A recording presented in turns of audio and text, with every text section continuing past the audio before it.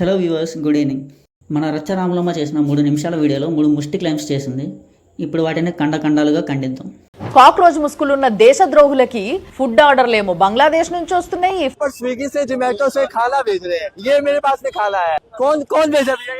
ये बांग्लादेश से है। నిజమైన సమాచారం.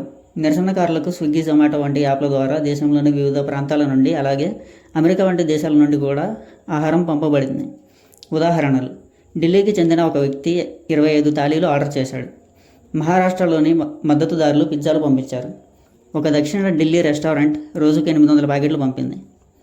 అమెరికా నుండి 4 పిజ్జా ఆర్డర్లు కూడా వచ్చాయి. అసత్య ప్రచారం. బంగ్లాదేశ్ నుండి ఆహారం పంపబడిందని ఎలాంటి విశ్వసనీయ ఆధారాలు లేవు. ఈ విషయం వదంతిగా మాత్రమే ఉంది. ఫండ్స్ ఏమో అమెరికాలో ఉండే టెర్రరిస్టుల నుంచి వస్తున్నాయి. ఇక కూసోని మంచిగా తినేసి ఇట్లాంటి దొంగ ప్రొటెస్టులు చేయమంటే ఎందుకు చేయరు? అసత్య ప్రచారం.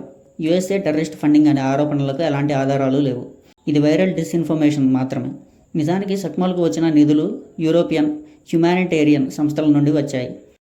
సెలబ్రిటీస్లో ఉన్న 1-2 వర్గాలేమో ఈ కాక్రోచెస్ కి బాగానే గట్టిగా సపోర్ట్ చేయడం మొదలు పెట్టిండ్రు. కానీ అర్జిత్ సింగ్ మాత్రం నన్ను బ్యాన్ చేసినా పర్లేదు, నా పాటలు మీ ప్లేలిస్ట్ల నుంచి పీకి పారేసినా పర్లేదు, కానీ నేను మాత్రం ఈ కాక్రోచెస్ కి అస్సలు సపోర్ట్ చేయను. ఎందుకంటే ఈ ప్రొటెస్ట్ అనే పేరుతోని ఇలా చాలా మంది దేశద్రోహులు ఉన్నారు అని చెప్పి చాలా పెద్ద పోస్టే పెట్టిండు. 2026 జూలై 20న అరిజిత్ సింగ్ చేసిన పోస్ట్లో ఆయన స్పష్టంగా చెప్పారు, నేను విద్యార్థుల నిరసనకు మద్దతు ఇస్తాను. నా అభిప్రాయం నచ్చకపోతే నా ప్లేలిస్ట్ డిలీట్ చేసుకోండి. ఈ పోస్ట్ను మీడియా రిపోర్ట్లు కూడా ధృవీకరించాయి. అంటే ఆయన విద్యార్థుల పక్షాన నిలబడి పోలీసుల హింసను ఖండించారు. అభిమానులకు తన అభిప్రాయం నచ్చకపోయినా తను వెనక్కి తగ్గబోనని ఆయన స్పష్టంగా ప్రకటించారు. మిస్ రచ్చరాములమ్మ ఈ నిజాలతో